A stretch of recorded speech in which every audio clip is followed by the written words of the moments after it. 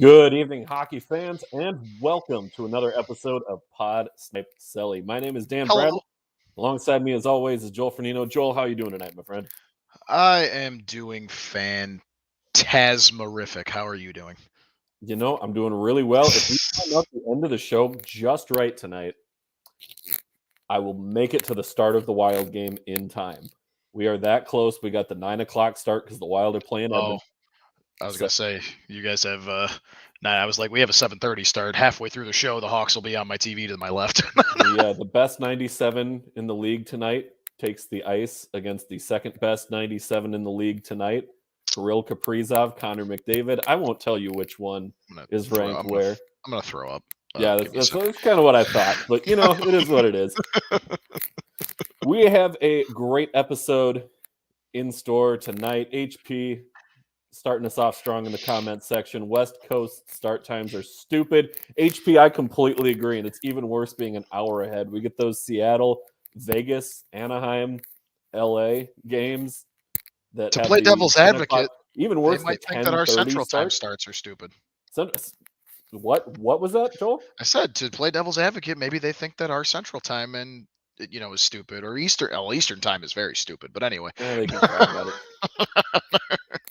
Well, we are going to start things off strong here. As you just saw, HP in the comments section. If you have a comment, a prediction, or a spicy take that you want to share with us throughout the show tonight, let us know. Drop it in the comments below. We are live on Facebook, on YouTube, on Twitch, and on Twitter. We have a great show in store tonight, so we're just going to go ahead and jump right in here with the coaching carousel.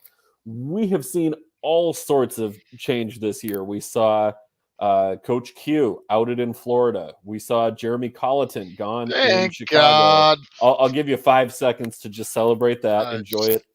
It never ceases to make me smile. The king. Anyway, go Okay, ahead. that's it. That's your 5 seconds. On to this week. Bruce Boudreau taking over the new bench boss in Vancouver. Mike Yeo to the Philadelphia Flyers. Joel, both of these kind of seemed a little bit surprising for me based on the time of year. Obviously, things in Vancouver have not gone even remotely according to plan there. 9-15-2. They are tied for last in the Pacific Division. They're only ahead of the Arizona Coyotes in the Western Conference entering our show tonight. Philadelphia, a little bit more in the mix if you want to go that far, but really not. They're also at 20 points, 8-11-4, falling a bit behind in the Metro Division. Joel, were you surprised by either of these coaching changes? We're going to start there. I mean, Philly kind of surprised me a little bit. I mean, they weren't doing what I had assumed they would do, but sometimes you got to shake things up a bit. That one kind of surprised me. Vancouver, no, not at all, because I liken what was happening in Vancouver to what was happening to us at the beginning of the season with the Blackhawks. With that horrible start of what was it when he got fired? I think we were 2-9 when he got fired, something like that. It was bad. It was obviously horrible, but I likened Vancouver's situation to that. The only difference was we made the decision to make a change sooner, and I don't know. Hey, I'm gonna be a little bit of a homer for a second and say maybe us doing that sparked a little bit of kind of side eyes the rest of the league, right?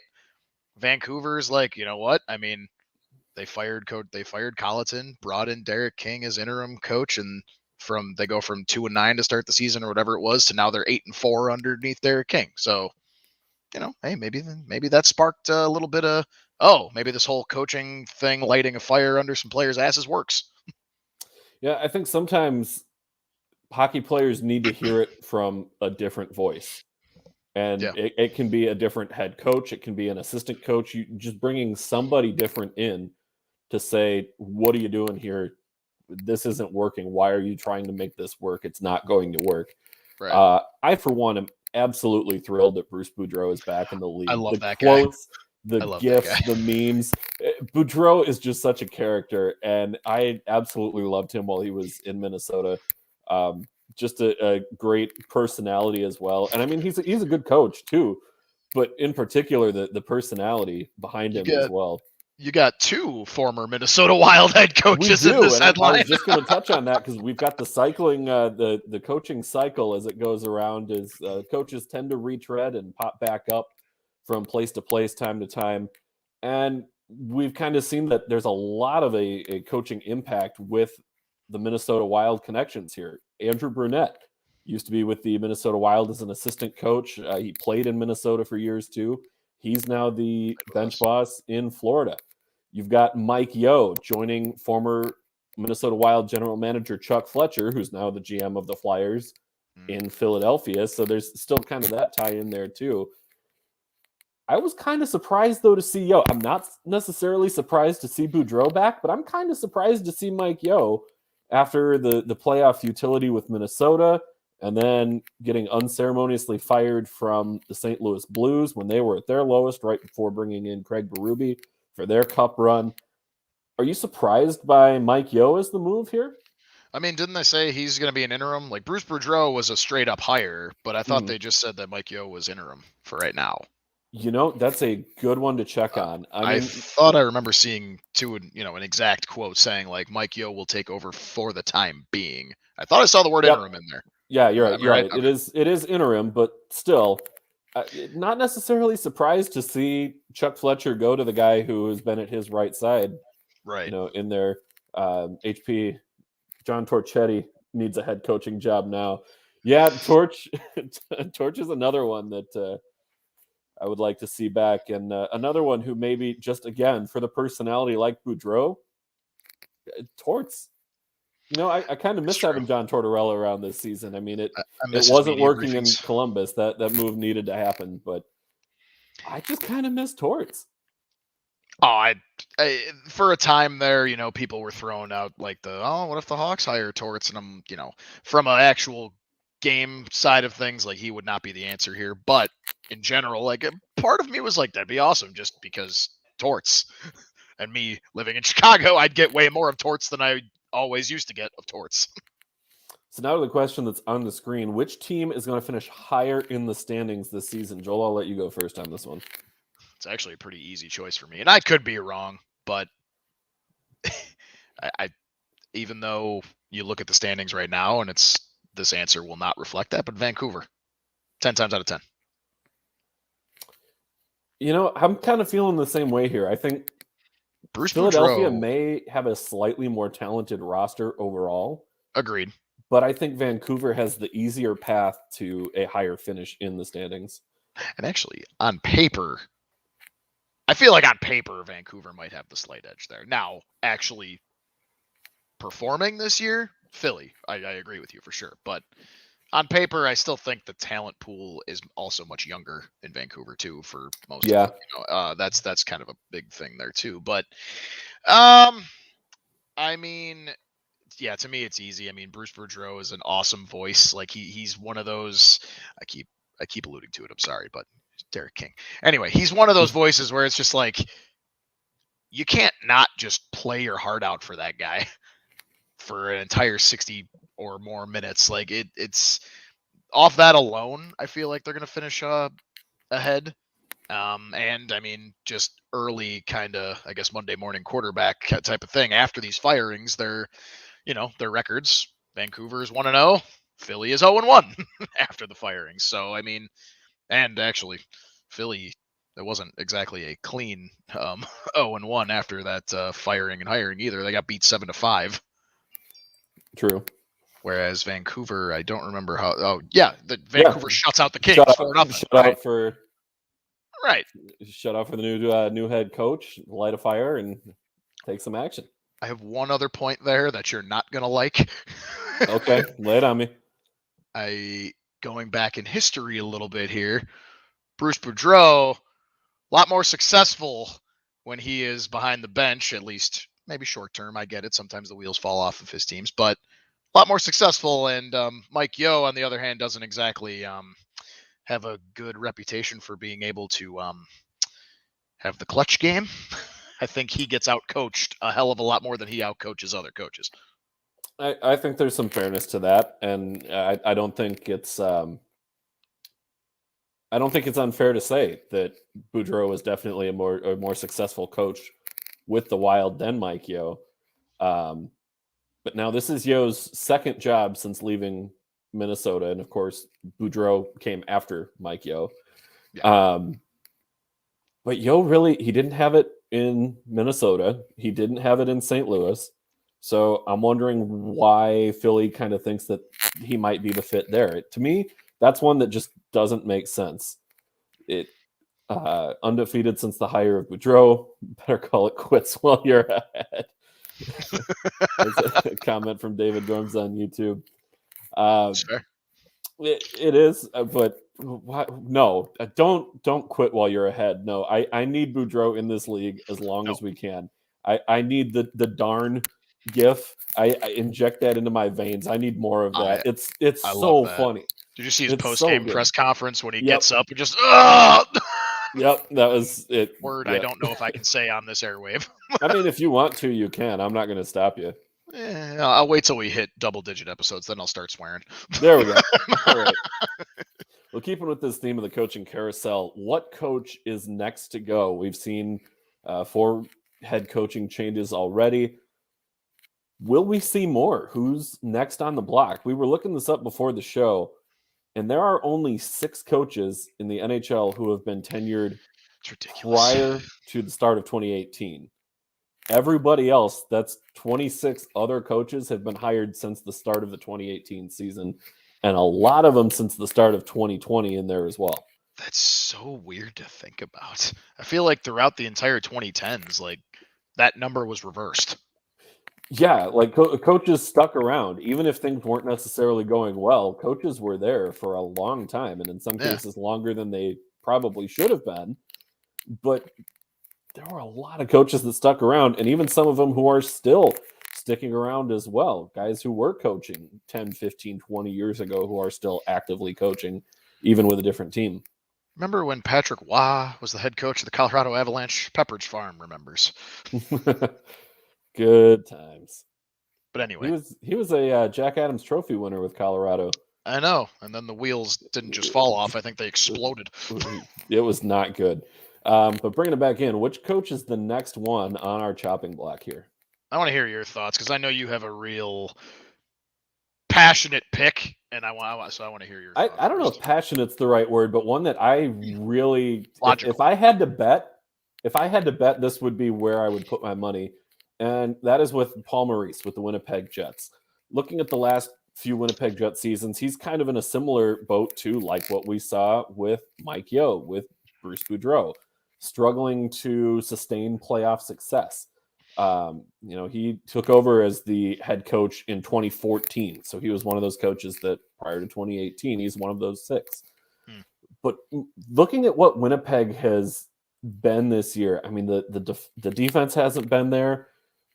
We've seen players not scoring. Patrick Laine, not working out with Winnipeg, needing to trade to Columbus. A good deal for bringing in Pierre-Luc Dubois. But I don't know. I feel like Paul Maurice is one of those guys who, because he's been around a while, that there could be some tension in Winnipeg if they don't make the playoffs this year. And looking where they're at right now, they're tied with the St. Louis Blues in the standings right now. Both teams are 12-8-4. Winnipeg is listed ahead. I'm not sure why. St. Louis has more goals and a better goal differential. Maybe it's it's regulation overtime wins. It's the tiebreaker. So Winnipeg's got 11 and St. Louis has 10. There's your difference. But right now, second, third, and fourth in the Central Division all have the same amount of points. And Nashville in fifth is 1 point behind. Chicago, I'm not going to completely rule them out because I feel like I can never totally bet against that team. It doesn't look good. You know how I feel about the Blackhawks. It doesn't look great there. You can be as sold on them as you want. That's your business. I'm not going to stop you. But for my money, I don't know that Winnipeg is a playoff team right now. Obviously they played well the other night against Toronto. All the extracurriculars aside, they won that game.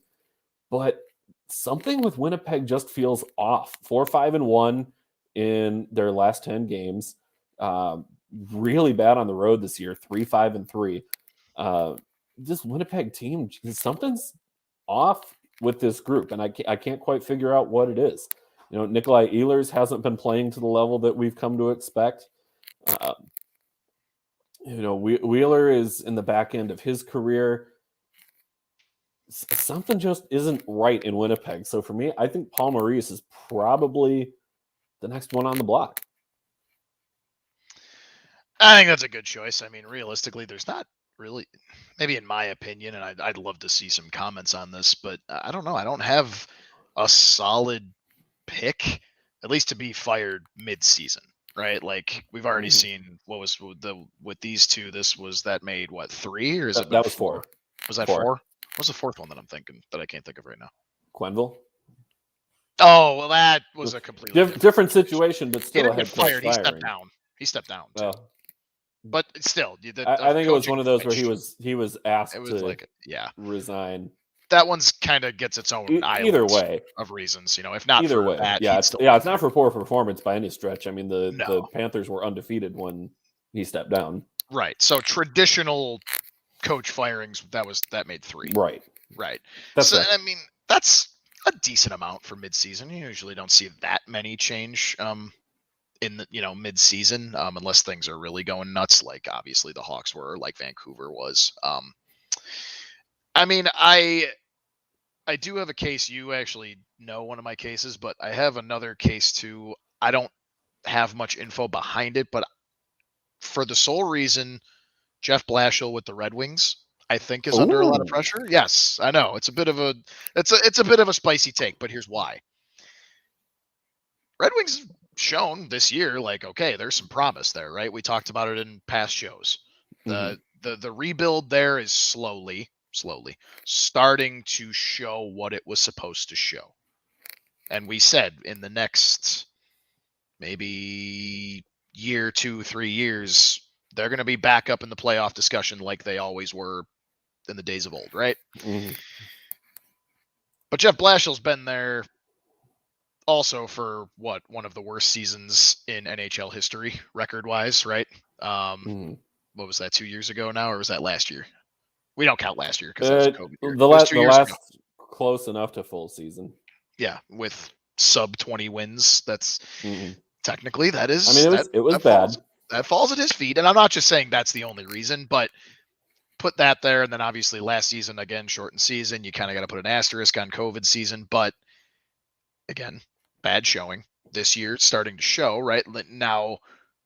That front office has to kind of make the determination, right? Like, are they, is this him developing it, or is this just the talent that they drafted developing where they should be developing, right? Like, if he doesn't, if they stay consistent the rest of this year, whether they make the playoffs or not, and if he can keep them on that track to next year, then this whole thing I'm saying is a moot point.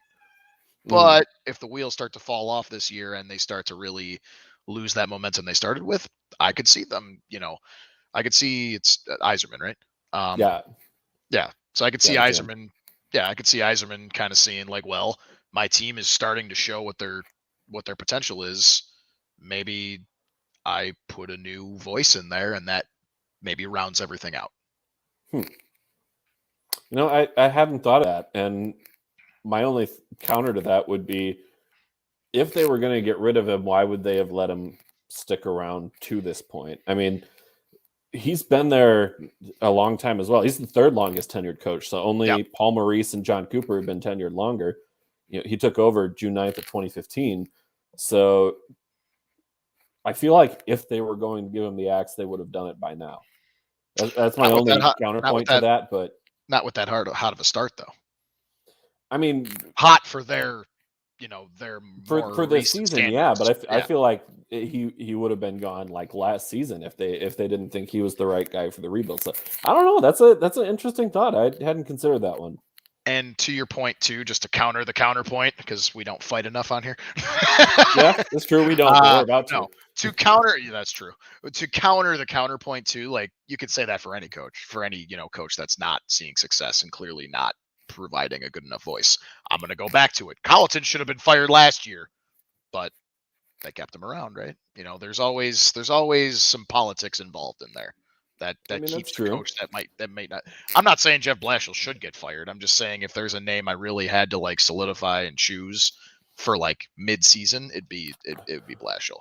Real quick, I don't even have a rhyme or reason behind this one because it's more long term, but The other kind of candidate I would think of would be Jared Bednar in Colorado. Whoa. Not this year. I've already. Whoa. I'm taking that. I'm taking that out of. This is not a mid-season, this season firing. No. Do not, anybody listening to this right now, do not misconstrue those words. Okay. He is not going to get fired this season. But with all the expectations that they've been having, and they have come up severely short for now 2 seasons in a row with high expectations, if they do the same thing this year, when is enough enough? Usually the coach is the first scapegoat to go when a quote unquote contending team is not going as far as they should be going. I think it's really important that you said I'm good for hot takes after this season because oh yeah. during the regular season, absolutely zero chance. But no. End of the season, I mean, if Colorado gets bounced in the first round of the playoffs, right? Wow, I don't know, man. That's kind of bold. You can fact check me on this. I'm pretty positive. Again, with the COVID year, my years are a little messed up, as are all of ours. But think about I know. I'm definitely right. Think about, I'm going back to the Blackhawks, but this is a valid point. Think about the Blackhawks with Coach Q. One of the, again, aside from everything that happened, one of the most decorated head coaches in the history of the league. Won 3 Stanley Cups with us and had us in the playoffs for 9 straight years or whatever it was. Right? Mm-hmm. Then we win the division the one year. I think it was 2017, 18. Yeah. And we go into the playoffs looking like a juggernaut because we nearly won the President's Trophy, and then get completely annihilated, swept, and bounced in the first round. Right. Completely broomed by the Predators, who, in our defense, did go to the Stanley Cup final. Anyway. And what happened then? Right after that, the next year, about 12 games into the season, I believe it was, there goes Coach Q, one of the most decorated coaches of all time and the most decorated coach in Blackhawks franchise history. That didn't stop him. High expectations, didn't deliver, severely underdelivered, got fired. I don't think I'll ever forget calling you when that news broke and you were like checking your phone to make sure it wasn't April 1st, that I wasn't pulling some sort of cruel, sick joke on you because you just you wouldn't believe that was the move that they made. I know. I mean, I saw the news briefing, but then, you were the one to tell me as well. And I'm not even, this is as genuine as I can be. And I don't work for this company anymore, so they can hear this. I legitimately almost had to work from home that day because I was so enraged. I could not go out in public. It was not good. Anyway, you're not a man of few words, and you were very, very quiet that day. Yeah. You're still quiet just thinking about it. We had another good one here. Another comment from David Drums. Wonder which team would get a new head coach first between Vegas and Seattle. That is Vegas, another team question. That, I mean, the issue with Vegas this year has been their injuries, across the board. Stone's been hurt. Pacioretty's been hurt. Yeah. Pietrangelo, I'm pretty sure, is playing hurt. They trade for Jack Eichel, but he's supposed to come back relatively soon here. He's skating in non-contact drills, but in Seattle, I mean, Seattle was thought of as kind of a fringe playoff team for this season. Maybe not quite the same success that Vegas saw out of the gate, but looked at as a team that should be able to compete for a playoff spot. So far, they really haven't. I mean, Seattle, it's been bad. They're 9-14-2. They're ahead of Vancouver just on the merit of the fact that they've played one fewer game than Vancouver, who just fired their head coach. So, right. I mean, the leash for Dave Haxtell, I would think, as a first year. I mean, it's not his first year in the league, but first year with the brand new franchise, I don't know that you can get rid of a coach that quickly. I'm with you. You can't, regardless of how bad they're doing, you look at it from 30,000 feet as opposed to 5 feet. Mm-hmm. It's a brand new franchise. It's a brand new team. It's an expansion drafted team. They can't change that voice, whatever it is, 25 games into the season, right? Like, you can't do that. I think that not only leaves a bad message, but you're going to really disgruntle your players. Well, and with Pete DeBoer taking over in January 2020, Mm-hmm. I mean, that was the guy that Vegas kind of wanted pretty early on, but he was coaching the Sharks. So San Jose let him go. And like 2 weeks later, he's coaching Vegas. I can't see them getting rid of him that quickly with what they did to go get him. Seattle, I'm still going to say Seattle first on this one, but I don't think either happens this year. At the earliest, I would say maybe middle of next season. If Seattle is off to another really slow start next year, maybe. But long run, I think we're looking at least 2 years out before either of them would consider it. Absolutely. No, I totally agree. And that's why I was, shouting at the beginning. That's such a great question, because it's like, neither of them are going to happen this year. If they did, that'd be a little nuts. But like, the reason I just gave you with Seattle, and then look at like the reason you gave with Vegas, they've been decimated with injuries. And obviously, even after acquiring Eichel, he's got to, he's just started skating again. He's got to come back. With all those injuries and everything, they're still sitting in that first wild card spot. So clearly he's doing, DeBoer's doing his job. He's doing the best he can for sure. And I mean, looking at it's just insane how many injuries they had. Before the Eichel trade, they were down Alex Tuck, who was hurt. That's somebody who's supposed to be a big part of their offense. Then this season they lose Stone and Pacioretty for a while. Right.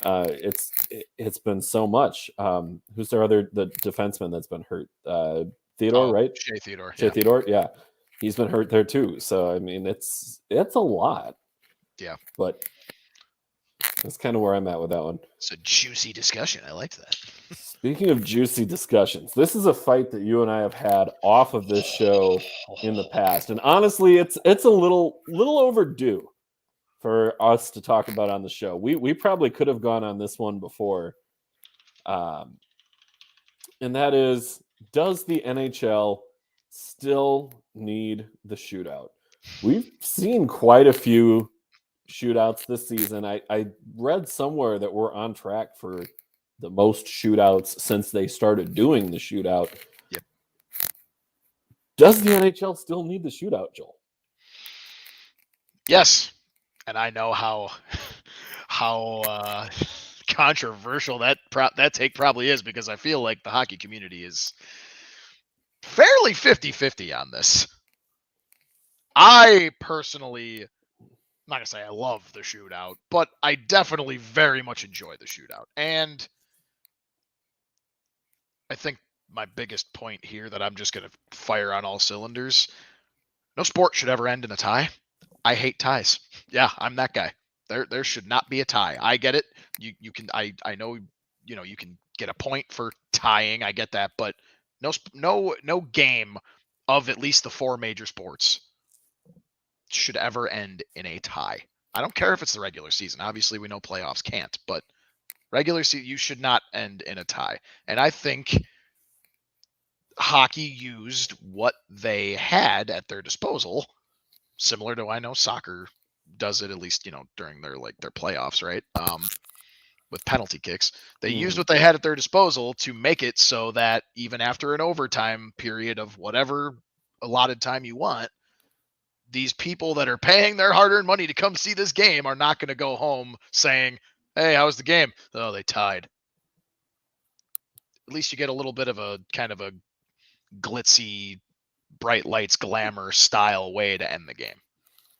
See, I think you can still avoid ending it in a tie, but completely get rid of the shootout. I think it's such a gimmick. Hockey is a team game. You have to be playing it as a team. And if you want to add on another 5-minute 3-on-3 over, do it.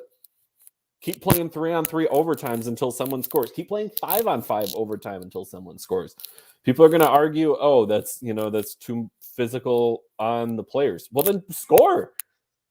I mean, that at the very least, I'm okay with 3-on-3 because there's still a team element involved. But when you completely take out the team element for the shootout, 3-on-3 is entertaining hockey. 3-on-3 is one of the best decisions the NHL's made in a while. I don't think anybody is going to argue that 3-on-3 hockey isn't entertaining. It is. And especially at the NHL level where play develops so quickly and you can watch how they're calculating and looking for their angles and where to strike. 3-on-3 is fascinating to me. The shootout, it's dumb. It's a gimmick. It's a joke. It's a mockery of the sport. Hockey at its core is a team game. And when you take the team element out of the game, it ceases to be a team game anymore and it ceases to be hockey. It is not hockey. It's a damn kids, get off my lawn. You know what? You can shake your fist at me all you want. But I'm right. You're going to sit here and tell me that I'm wrong? I am, to an extent. It's not an abomination. I get it. It is not. A mockery of the sport. It is not a mockery of the sport. I understand that it is a team game, and at its core, it will always remain that, and no one is saying that it's not. The shootout is only in the regular season. Obviously, you go to the amazing... we're going to play until somebody wins overtimes in the playoffs, and that's extremely entertaining, of course, because it's playoff hockey. I just physically, you mentioned it. I know, physically on the players, you really can't be doing that type of stuff. I get it. You could continue to do a 3-on-3. You could do continuous 3-on-3. Hell, you could go really gimmicky and go 2-on-2, 1-on-1. Like, no. Well, the shootout almost is 1-on-1. And if you're going to keep it, maybe have a defender start at the far side blue line. No. No, that's better because then you still have a team element involved. You still have a defenseman on the ice. You have one player from each team on the ice in addition to the goalies, and that way you don't have Patrick Kane doing 500 stick handles before he's even to the blue line because he's skating out in the neutral zone, and they're just going to let him do it. You have a time limit. You can't just sit there. But it is way too long of a time limit. It's ridiculous. Even still, it's a joke. And again, I'm not arguing the team element. I'm setting it aside for a second. It's fun for both the shooter and the goalie to have that little kind of short stint of like, my time to shine. It's like, here. Save it for penalty shots. Hold on. Would you say, yeah, of course, but those barely ever happen. Think about it from a perspective of music, a band. What are you going to... Obviously, music is made as a team when you're in a band, right? Right? Mm-hmm. Right? But again... But you get a guitar solo, you get a drum solo, you give that guy, you give that player, that musician, whoever, that just little bit of time to just go ahead and be a little selfish. Show off a little bit. It doesn't matter. Guitar solos aren't competitive. Thing. This isn't Rock Band. This isn't Guitar Hero. This is the NHL. It doesn't. So, and you can't tell me that you don't like to see. You just blasted one of our buddies for Kirill the Thrill destroying their goalie in a shootout. Was great, but guess exactly. what? It's fun. Guess what? He could have won it in 3-on-3 too, and that would have been just as enjoyable to watch, if not more enjoyable to watch. I won't disagree with you there. 3-on-3 is more 3-on-3 is amazing, but we're not arguing that right now. The shootout is a fun way to break the tie. More enjoyable. Someone say, I got you. I got you, man. Nicely done. But no, that you just proved the point that if 3-on-3 is more entertaining than the shootout, the NHL doesn't need the shootout. But again, it's still going to continue the overtime. You could have, obviously, we 3-on-3, I know, was kind of like the NHL's way to, I got you. A bass solo is just as good. Absolutely, if not sometimes better. And that's coming from a drummer. Anyway, it's only in the regular season. And the excitement you get to see these dudes show off a little bit, right? Yes, obviously and no, actually there is no bias there. Yes, Patrick Kane is one of the best shootout players I've ever seen, but there's plenty of other things there's plenty of other awesome, like, mainstream things that have come from the shootout. One-handed tuck. Datsuk made a name for his hands in the shootout. Patrick Kane obviously doing the stick handles, puck on a string 40 different times. Backstrom having his jock strap up in the rafters. You remember that. Anyway. Let me just get something out of my eye here real quick. Ovechkin just scored a game winner in the shootout the other night. Like, it's fun to just see that, that little bit of coachmanship that comes into it too. Like, who's my lineup I'm going to throw out there? Not even at the NHL level. Let's go to the Olympics. One of the coolest things in the Winter Olympics with TJ Oshie scoring 4 times in one shootout on Team Russia. Come on. People were loving that around the world. Still a gimmick. All right, Joey, my boy, we got a comment here. 3-on-3 for 10 minutes, no more shootout. Shootouts are fun, but belong in the All-Star Weekend skills. Joey, you usually got my back. I'm a little sad on that, man. Now, do I disagree, or do I agree that 3-on-3 can get bumped up to like a 10-minute? Absolutely. More 3-on-3 is not going to hurt anybody. That's fantastic. And I think, again, the NHL, correct me if I'm wrong, I think one of the things that, the NHL PR might not flat out say to us, 3-on-3 was a result of some of the hatred coming for the shootout. Am I right? I think that's probably fair to say. They won't come out and say that flat out. But not a chance. No. But you know that they were listening to that and they were like, well, what do we do to keep fan engagement? And, obviously I think it was at the same time that like baseball was trying to figure out how they can make the game shorter, right? Like I think the NHL started to try and like think about that too proactively. But I know 3-on-3 was made to minimize shootouts. And what is that stat you just gave me, right? We're on track right now to have the most shootouts in a season ever since the shootout rule became a thing. So clearly, maybe an extra 5 minutes of 3-on-3 would fix that, right? I don't know. But clearly, watching a 17-round shootout between U of M, David Drums again. So watching a 17-round shootout between U of M and UND women's hockey was one of the most heart-racing moments I experienced as a fan. See? Go Sioux. Okay. That's and awesome. That is I'm amazing. not saying that you can't find something to enjoy in it. And a 17-round shootout gets kind of nuts. But again, to me, that's not hockey. Sure, skills competition, maybe. But for me, it's not a good way to end a hockey game. I think at least keep 3-on-3, do continuous 3-on-3 until someone scores, but you don't need the shootout anymore. That's my take. Well, my take, that was a good argument. My take is I think they need to keep it because it is exciting to watch. All right. Well, we're going to move on to another part of the show that I kind of hate because I have to pump your tires a little bit. The Wednesday night picks on the scoreboard. Joel, back-to-back 3-0 weeks, riding high. Joel's 9-5 on the pick segment. I'm 7-7. We're keeping it pretty close here. I mean, this has been off the shoulder a little bit. Sorry, go ahead. This has been good. Tomorrow night we have 4 games. So rather than doing our usual where we would just pick 3.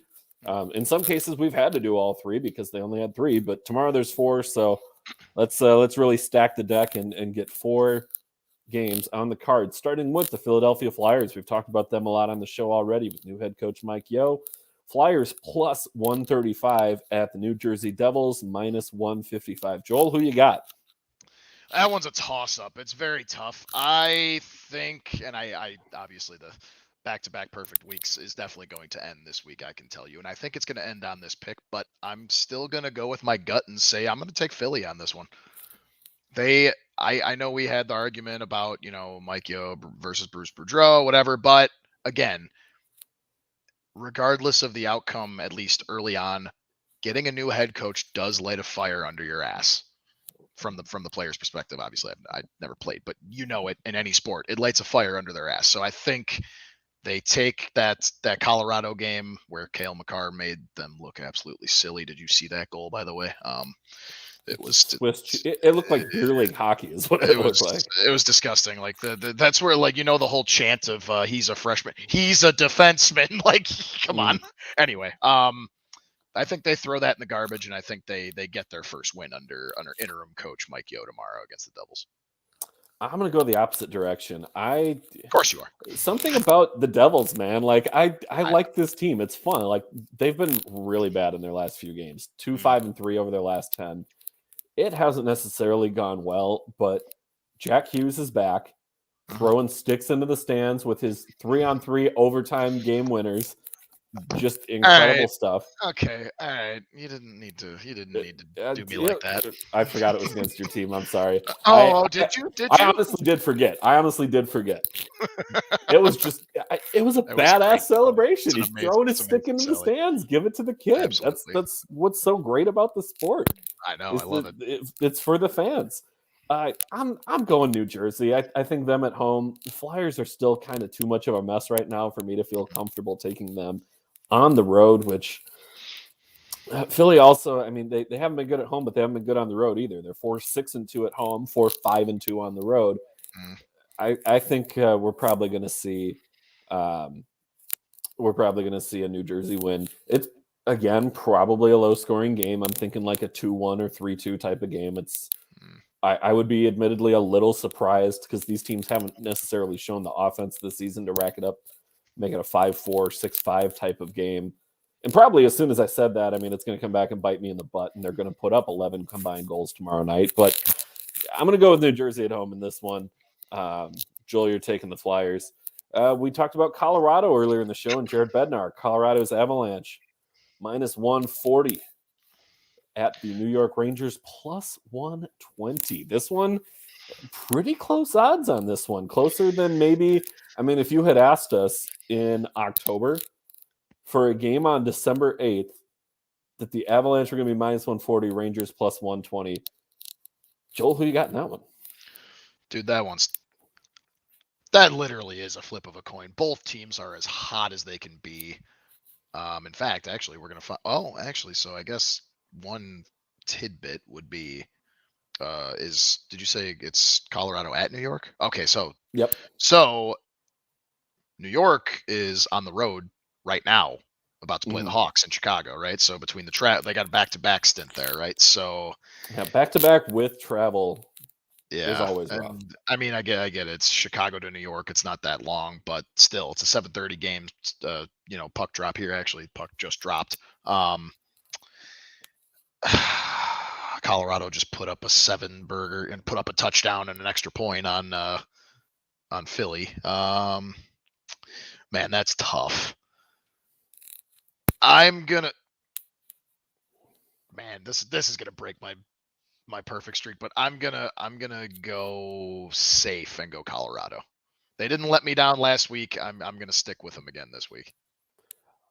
I think I'm gonna go with Colorado. I think I'm with you on this one. And for me, the difference comes down to Igor Shesterkin, lower body injury.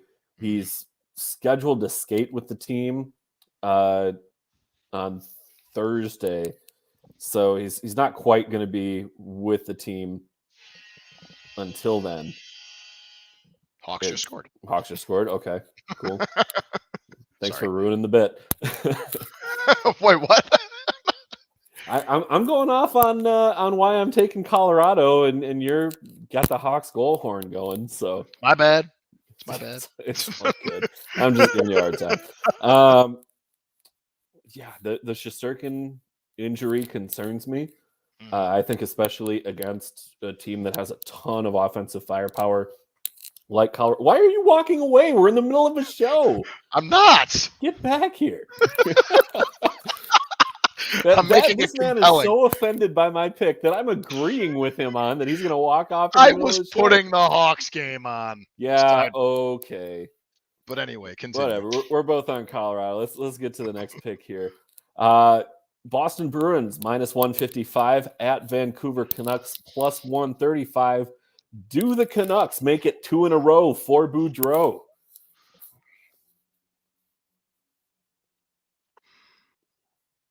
Yeah, they do. I'm going Vancouver. rematch of the 2011 Stanley Cup Final. Except this time, if Vancouver loses, Boston's burned me on these, man. Boston has really, when I've picked HP saying never doubt Boudreau. That's what I'm. That's pretty much the only reason why I'm going Vancouver. You know what? Man. HP's making my pick for me. I'm going to take Vancouver. I was going to do Boston. I was thinking they burned me though. They burned me on these Wednesday night picks. Let's do it. Let's go all in. 2 in a row for Boudreau and take Canucks plus 135 at home. I feel like Boston's burned a lot of people this year. Well, and did you see who their emergency backup goaltender is? Oh my God, is it Scott Foster? No, even better. I can't remember his name, from Carolina, right? Nope. Wait, what? Oh, I don't know. It's Tuukka Rask. Wait, what? Yeah, Tuukka Rask, emergency backup goaltender, while he's still recovering, and the Bruins have just a ton of players in COVID-19 protocol right now. Yeah. Tuukka Rask is serving as the emergency backup goaltender. He's not quite in NHL playing shape, but that at least lets him skate with the team. That lets him come out for warm-ups, see some shots. That is easily the best emergency backup goaltender you could get. Yep. So that's a topic for another show, but I don't know that Tuukka Rask is quite done, but I don't know that he fits in Boston this season. No, we'll talk about that one. Yeah, that's a topic for another time. We're teasing for tonight. Things. Pick for tonight. Both taking the Canucks there, and even closer odds on this one. Dallas Stars plus 115 at the Vegas Golden Knights minus 135. Man, I want to hear your pick first. Well, this is another tough one. Sorry, a bit of breaking news that just popped in there, unless it's not breaking news, but it was hold on a second. What was that? I think it was, I just saw Jason Spezza banned 6 games. Yes. Yeah, that 8 minutes ago, Toronto's Jason Spezza has been suspended for 6 games for kneeing Winnipeg's Neil Pionk. Yep. Yeah, we kind of thought that suspension was coming. I am a little surprised that I haven't actually seen the replay of it yet. It's a knee to the head. It's a bat, and he went out of his way to do it after Pionk threw a knee-on-knee hit earlier in the game that injured Rasmus Sandin. Oh, yeah, okay. So, is the suspension for Spezza justified? Absolutely. You don't knee a guy in the head. You can be mad at him all you want about the hit. Be mad at the ref who didn't throw him out. Honestly, Pionk should have been thrown out of that game, I feel. I thought it should have been a 5 in a game for kneeing. It was a really, really bad play that resulted in an injury. Do the old-fashioned thing. Don't go up and take a cheap shot. Drop the gloves. Yeah, do that. Make him earn it that way. But the knee to the head, really, that's a just as dangerous a play. When you talk about a knee-on-knee hit as a career ender, a knee to the head is just as likely to end your career and make things a heck of a lot worse long run. Outside of, yeah, exactly. Anyway, back to the picks. Thank you for breaking the news on this. Is 2 weeks in a row that we've broke news on the show. I guess you just got to tune in every week, right? Exactly. Right, viewers? Big things happen here. As for this pick, neither one of us put it in yet. You're going to have me go first on this one. This is another really tough pick. They're all really tough picks tomorrow. Dallas, not that good on the road, 4-5-1. Vegas at home, 8-5-0. I think objectively Vegas is the better team, but for some reason, Dallas at plus 115 seems like a really good value play there. I want to see who's the starting goaltenders in that game. I'll go Vegas. I'll take Vegas, but I don't feel great about it. I'll go that way. Well, I guess this is the problem with asking you to go first, because I think just to be different, because we disagreed on the first, agreed on the next two, just to be different, I'm gonna go Dallas.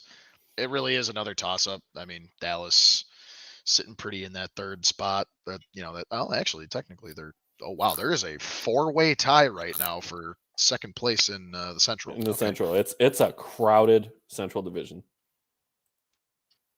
Well, wait, sorry, 3-way tie. Vegas is not in the Central. My bad. Well, no, but you still got Colorado, Dallas, and Winnipeg are all tied with Nashville a game back. Yep, exactly. Or yep, you're right. Oh no, 4. No, it is 4 back. because Colorado, Dallas, Winnipeg, and St. Louis are all 28 points. Oh yeah, it's just Colorado and Dallas are ahead because they've got the 2 fewer games played. Yep. But anyway, yeah, I mean, Dallas is playing hot. Obviously, I honestly wanted to take Vegas just because it is kind of the safer play. But you know what? No, I'm okay with being a little different here. I'm going to go Dallas. HP is Vegas all day. Vegas all day. FNG, if you know, you know. Vegas all day. Love it. I HP. got it. Thanks for keeping it PG for the show here. We appreciate that. PG. So to recap on the picks here, I am taking Vegas. Joel is taking Dallas. We are both taking the Vancouver Canucks, both taking the Colorado Avalanche. Joel taking Philadelphia, and I am taking the New Jersey Devils. Well, it's that time once again. It's just about that time. And we didn't get to talk about this before the show, so you actually don't know what I have planned for our favorite segment, 2 minutes for roughing. If this is your first time watching the show, what we do here is 2 uninterrupted minutes to rough up whatever topic that we want. It can be hockey related. It can be non-sports related even. It's 2 completely uninterrupted minutes. It's almost felt therapeutic at times to get some of this stuff off our chest. I mean, it's good, and I think that's kind of where I'm going to take it tonight. I feel like my 2 minutes for roughing got me through that rough Hawks patch when I got to complain about Colleton. Yeah, you got to just let loose and enjoy that. So Joel, if you would be so kind as to put 2 minutes on the clock for me and give me the count in here. 3, 2, 1.5. 1, go. All right, 2 minutes for roughing.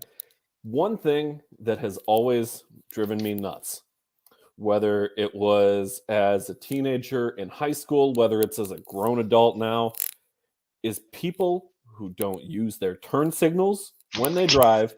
It's people who do not turn their lights on when it is raining, when it is snowing, whatever the weather condition, I do not care. There are so many stupid drivers out there, and I see it when I'm on the road with the hockey team. I'm sitting right at the front of the bus, and I can watch and hear all these drivers and see people are so stupid driving around buses, driving around trucks, just in general. People are really, really bad at driving, and part of it is, they're checking their phones. Sometimes it's people driving drunk. Don't be an idiot. Like, pay attention on the road. You are driving a machine that can cause a lot of damage for a lot of people in a really short amount of time. Take some ownership of what you are doing. When you turn your lights on in the rain, it is not for you to be able to see better. It is for other people to be able to see you better. If your lights are on, if your wipers are on, put your lights on. It's not that hard of a concept, people. Pay attention. Pay attention to what is going on around you. Have some sense of spatial awareness. If you can see that there's a curve in the road coming up and there's a car trying to merge, pay attention. Slow down, speed up, do something, but signal whatever the hell you're doing. It's not that hard of a concept, people. How hard is this? Look at what I'm doing right now. It's not that hard. That's all you need to do to signal so that other people know what you are going to do. Please, I am begging you, for the love of God, pay attention on the road. Use your turn signal. Use your light. That is all I've got. 2 minutes for roughing. Please, dear God, don't be an idiot on the road. Well, that's fair. I sure hope it's fair. Oh, that's very fair. I mean, I think you would agree with me that driving tests are very much too easy, and I think there are people out there with licenses that somehow pass the driving test, and that Loud for the people in the back. I agree. Yes. I agree. HP, I know, because you have driven truck as well. This is a conversation that we have had. People are so dumb. And especially, like, my travel with the hockey team is I'm on a bus. I see that with the team a lot. Buses do not have the same braking power as cars. Trucks do not have the same braking power as cars. Don't brake check a truck. You're being an idiot. Don't do it. It's that simple. Like I said, they make it way too easy to get a driver's license. Oh, they do. They That's all I so know. do. If you ever feel useless, just remember someone has to someone- install turn signals on a BMW. That might be the greatest comment in the history of this show, and we have had some great ones. But wow, that we're gonna put that one in the comment hall of fame. Just Well done, HP. Just to make the people that don't know how to use their turning signals feel even worse, even though I feel like they don't feel worse because they just don't know what they're doing in general. Anyway, there are people. It's well known. I live in downtown Chicago. There are people on bikes who use their turn signals more than people in cars. Yeah. And their turn signals are their arm. Yeah, again, right here, not that hard. That's all it takes. I'm begging you, be safe on the roads, especially with all of the holiday travel that is coming up. Don't be an idiot. Don't ruin the holidays for yourself or for anybody else. Just pay attention. I'm begging you. Please be safe on the road. What a way to end the show. Yeah, wow. It's kind of a Passionate. tougher subject to talk about. Normally, 2 minutes for roughing is kind of fun. That was just like, I needed to get that off my chest. I mean, that runs deep with me.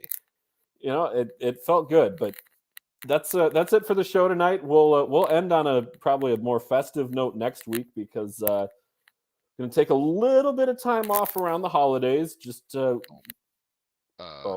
we got to remember we got a special start time next week. Oh, I had completely forgotten that. Yes. Joel, go ahead and tell us about that. So next week only.